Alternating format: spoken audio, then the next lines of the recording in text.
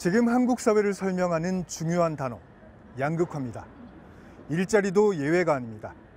대기업과 중소기업, 정규직과 비정규직, 그리고 또 있습니다. 어떤 노동자들은 야근에 휴일 근무까지 장시간 노동에 시달리는 반면 어떤 노동자들은 더 일하고 싶어도 할 수가 없습니다. 초단시간 노동자, 이들의 얘기를 들어봤습니다. 학교 앞 카페에서 일하는 대학생 문선영 씨.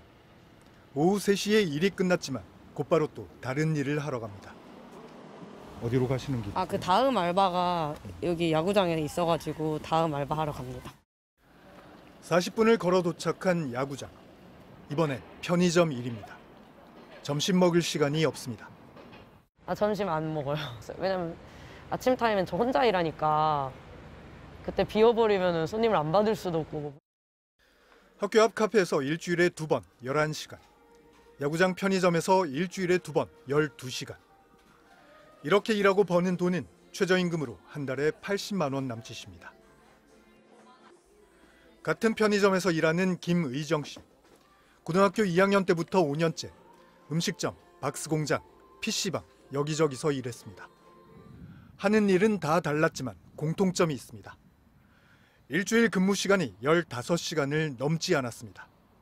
네, 딱 맞게 했었어요. 15시간. 15시간을 근무한다는 의미가 무슨 의미인지 아셨어요? 그런 거 몰랐죠. 저는 그냥 돈이 급했으니까. 문선영 씨와 김의정 씨는 둘 다 초단시간 노동자입니다.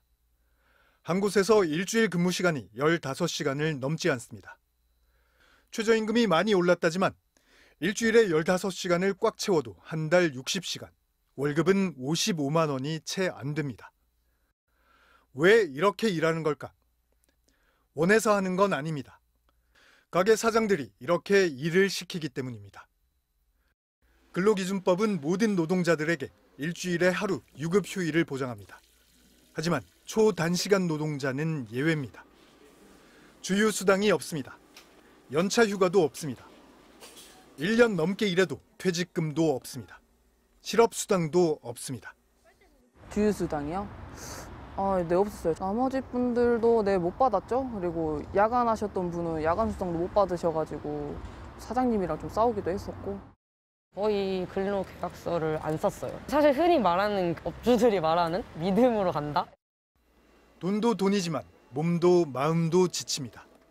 출근 시간도 이제 2배가 되는 거고, 귀가 시간도 2배가 되는 거고, 거기에 들어가는 시간도 다 2배가 돼요. 근데 비용은 한 군데 일하는 것보다 좀 적게 받는 거고. 이들에 대한 시선은 곱지 않습니다. 책임감이 없다. 놀기 위해 돈을 번다. 일하기 싫다고 도망가요. 일맥스러다가 그냥 알바가 개념이 없어. 돈 떨어지면 또 어디 가서 또 알바한다고 또 가고. 하지만 이들도 이런 일자리를 원한 건 아닙니다. 우리가 선택하는 거라고 생각을 하시는 것 같아요. 그런 게 아니잖아요. 이게 그런 일밖에 없으니까 그런 일을 할 수밖에 없게 되는 거죠. 통계청이 집계를 시작한 2000년 초단시간 노동자는 43만 명이었습니다. 작년에는 150만 명을 넘었습니다. MBC 뉴스 차주혁입니다.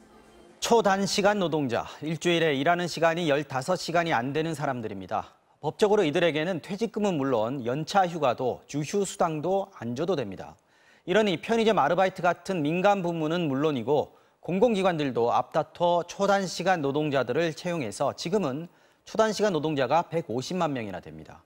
차주혁 기자가 취재했습니다. 2017년 창단된 용인시립예술단. 성악가 정윤교 씨는 창단 멤버입니다. 60대 1인 걸로 알고 있었습니다.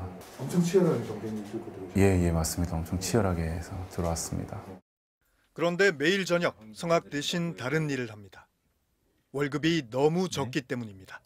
배달 플랫폼에서 인바운드 상담을 하고 있고요. 저녁 7시부터 밤 12시까지 근무를 합니다. 단원들은 하루 3시간씩 일주일에 3일만 일합니다. 한 달이면 12번 출근하고 일당 10만 원씩 120만 원을 받습니다. 2020년엔 코로나로 연습이 줄어 80만 원을 받았고 재택 연습을 했던 8개월 동안은 한 달에 56만 원 받았습니다.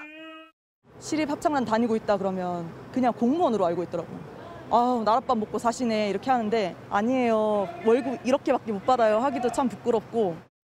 용인시만 그런 게 아닙니다. 의정부시, 과천시, 양주시, 구리시. 명색이 시립예술단인데 단원들은 다 이런 초단시간 노동자입니다. 합창단 18년 차인데 세금 제하고 97만 원 받고 있습니다.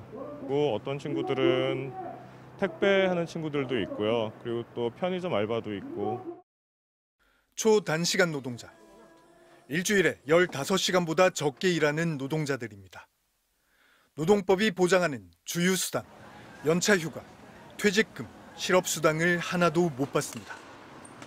이런 초단시간 노동자는 민간기업은 물론 공공기관에서도 빠르게 퍼지고 있습니다.